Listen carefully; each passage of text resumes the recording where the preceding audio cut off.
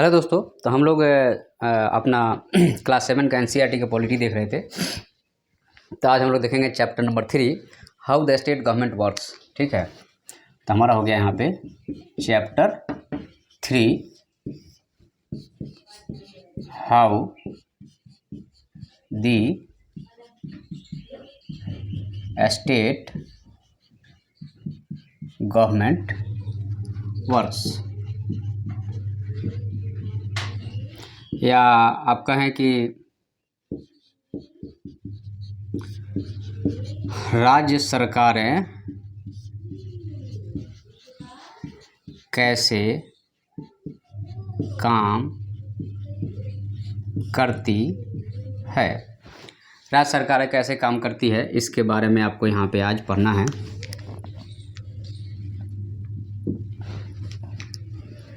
How the state government works.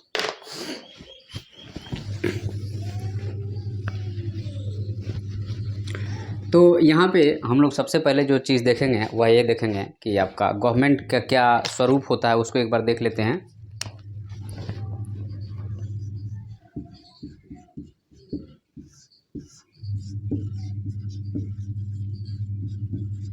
Government कहिए या सरकार कहिए, तो यह 3 लेवल पे होता है। एक होता है नेशनल लेवल पे, जिसको हम लोग केंद्र सरकार बोलते हैं।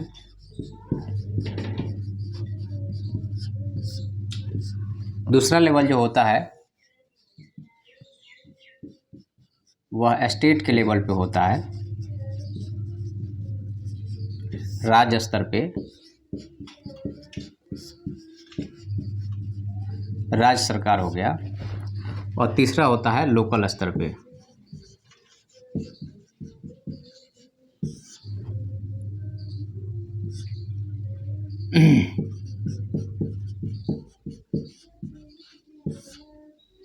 प्राथमिक कह लीजिए या पंचायती राज कह लीजिए।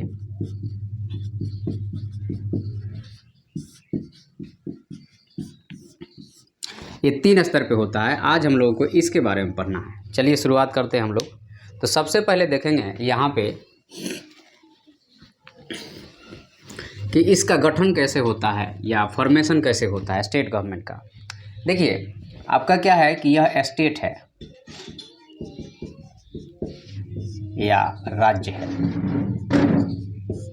यह राज्य हो गया। Suppose that this is the state, this is the territory of state. Okay, तो यह राज्य है। राज्य को हम लोगों ने जो डिवाइड किया है वह किस में डिवाइड किया है? वह जिला में या डिस्ट्रिक्ट में।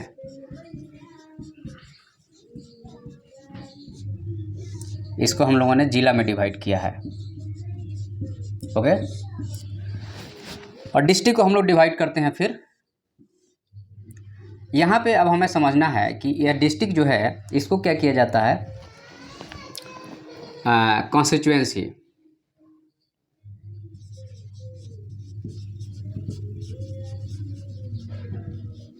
कॉन्स्टिट्यूएंसी कह लीजिए, या ऐसा कह सकते हैं कि विधान सभा क्षेत्र। तो हम लोगों ने क्या किया? स्टेट को डिस्ट्रिक्ट में डिवाइड किया और डिस्ट्रिक्ट को कॉन्स्टिट्यूएंसी में या विधानसभा क्षेत्र में। तो एक डिस्ट्रिक्ट में आपके मान लीजिए कि 2 या 3 कॉन्स्टिट्यूएंसी हो सकते हैं। तो मान लीजिए कि यह एक डिस्ट्रिक्ट है, तो यहाँ पे मान लीजिए कि यह एक आपका A कॉन्स्टिट्यूएंसी हो गया, यह B कॉन्स्टिट्यूएंसी हो गया और यह C कॉन्स्टिट्यूएंसी हो गया। ठीक है, तो यहाँ से जो चुना जाएगा, तो जो मेंबर को लोग वोट देंगे, उसको जो चुन लिया जाएगा उसको कहा जाता है MLA या विधायक। हिंदी में इसको विधायक कहते हैं हम लोग, या अंग्रेजी में कहा जाएगा इसको मेंबर ऑफ लेजिस्लेटिव असेंबली। इसको क्या कहा जाएगा? Member of legislative assembly. तो यह MLA जो है सो MLA, member of legislative assembly, that is the A। मतलब A विधानसभा क्षेत्र से जो MLA साहब हुए वह A हुए, बी वाले जो है सो MLA, बी वाले क्षेत्र, बी वाले विधानसभा से बी MLA हुए, और सी वाले विधानसभा से MLA, सी वाले एरिया से जो है सो सी आपके 3 MLA हुआ। मतलब एक डिस्ट्रिक्ट में 3, 4, 2, 1 जैसा डिस्ट्रिक्ट एरिया हो उसके हिसाब से MLA। अब यहाँ पे ये सारे लोग मान लीजिए कि यहाँ पे टोटल इस स्टेट में मान लीजिए कि यह कोई स्टेट जो है सो मान लीजिए बिहार है सपोज दैट, या MP है, कोई भी है जो स्टेट है, मान लीजिए कि इसमें 200 MLA चूज करके कहाँ से आते हैं, सारे विधानसभा क्षेत्र से 200 MLA आए चूज करके, 200 MLA आए। तो ये लोग कहाँ बैठेंगे, तो विधानसभा इनके लिए बैठने के लिए जो भवन बनाया गया है उसको कहा जाता है विधानसभा भवन, विधानसभा भवन या assembly hall, state legislative assembly hall हो गया, जहाँ पे ये लोग बैठेंगे। ठीक है, अब यहाँ पे जब ये चूज करके आते हैं, इसको अब हम मिटा देते हैं, हमारे हिसाब से आपको चीज़ें समझ में आ गई होगी। तो अब यहाँ पे जब ये लोग चूज करके या चुनाव हो करके जब ये लोग आएंगे, ठीक है, तो 200 MLA थे, तो इसमें बहुत सारी पार्टियां भाग ली होगी, कोई एक पार्टी तो भाग नहीं लिया होगा। There are many party participating in the election and after winning that one party is the majority में and other party is the minority में।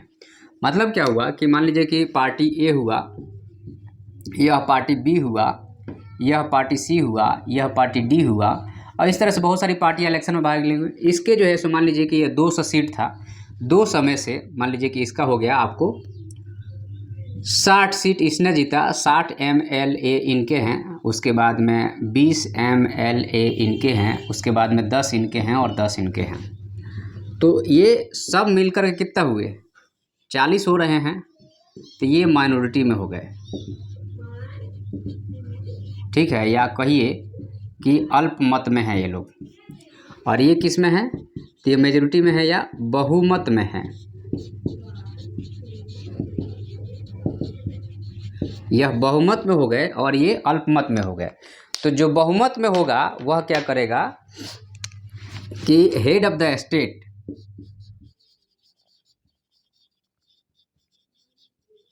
स्टेट या राज्य प्रमुख, जिसको राज्यपाल कहा जाता है, ये मेजॉरिटी वाली जो पार्टियां हैं ये अपनी दावा पेश करेंगी कि हमारे पास में 60 MLA हैं, इसलिए हम इस स्टेट में सरकार चलाना चाहते हैं।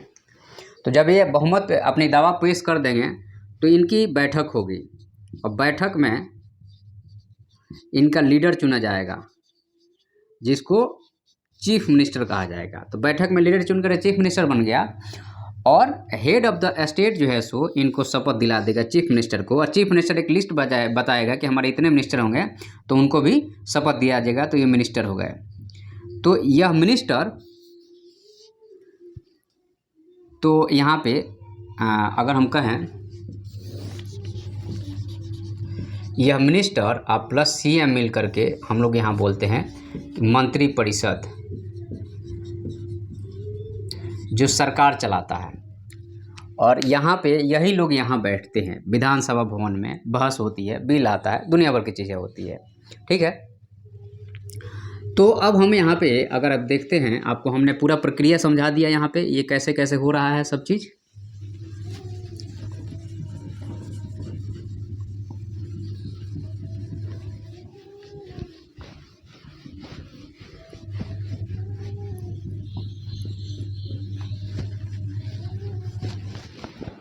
तो जो MLA है, MLA को हम लोग बोलते हैं member of legislative assembly, member of legislative assembly हो गया। और यह जो है सो कैसे, तो चुनाव के द्वारा आया है या इलेक्शन से आया है या जीत कर। ठीक है, और यह कहाँ बैठेगा, सीट विधानसभा भवन में, और यह अपने एरिया के लिए जो है सो क्वेश्चन रेज करेगा।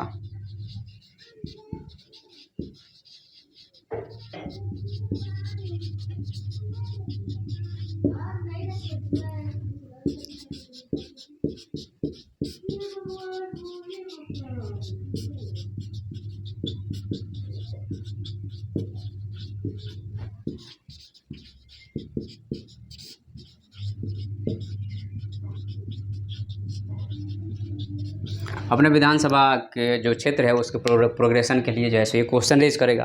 ठीक है, अब यहाँ पे एमएलए जो है सो निर्वाचित होकर आगे कहाँ बैठेंगे, लेजिस्लेटिव असेंबली बैठते हैं, ये सारा काम होता है, हमने आपको बता दिया। मेजोरिटी माइनॉरिटी बता दिया, काउंसिल ऑफ मिनिस्टर बता दिया हमने। अब यहाँ पे एक टॉपिक है कि विधानसभा में जब ये लोग बैठते हैं, ये मान लीजिए विधानसभा हो गया, तो इधर ये मेजोरिटी वाले हो गए, इधर ये माइनॉरिटी वाले हो गए, और यहाँ पे स्पीकर हो गया। ठीक है, यहाँ पे स्पीकर हो गया, यहाँ पे मेजोरिटी हो गया, माइनॉरिटी हो गया यहाँ पे। तो ये बहुमत वाली सरकार वाली जो है सो यहाँ बैठते हैं एक पार्टी के, और यहाँ पे जो अल्पमत वाले हैं यहाँ बैठते हैं, और स्पीकर जो है सो इनके ऊपर रूल कर रहा है। तो ये क्वेश्चन रेज करते हैं, इधर से भी क्वेश्चन रेज होता है, और जो गवर्नमेंट के आदमी यहाँ बैठे हैं, गवर्नमेंट के आदमी जो बैठे हैं वो इनकी रिप्लाई करते हैं। तो ये बहस होती है, इसको हम लोग बहस कहते हैं। आप लोग टीवी पे डिबेट जो देखते हैं वो यही चीज़ है और कुछ नहीं है। ठीक है, तो यहाँ पे ये सारी चीज़ें हो गई कि यहाँ पे डिबेट वगैरह चलता है। उसमें एक चीज़ और है कि आपका वर्किंग ऑफ द गवर्नमेंट की अगर हम बात करते हैं,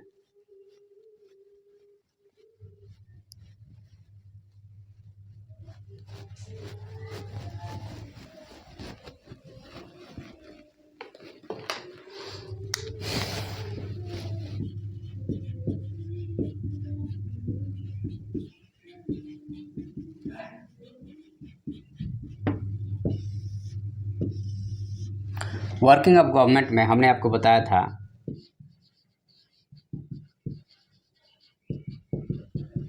ये लेजिस्लेटिव या विधायिका हो गई, और यह जो है सो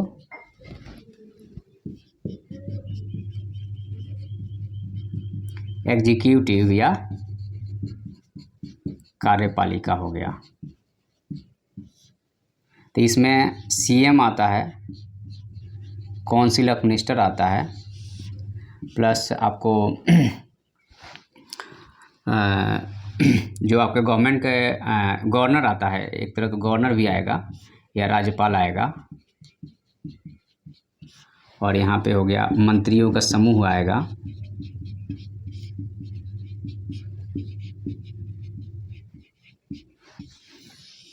और ये राज्यपाल हो गया, और साथ में आपका attorney general of state AGS आएगा।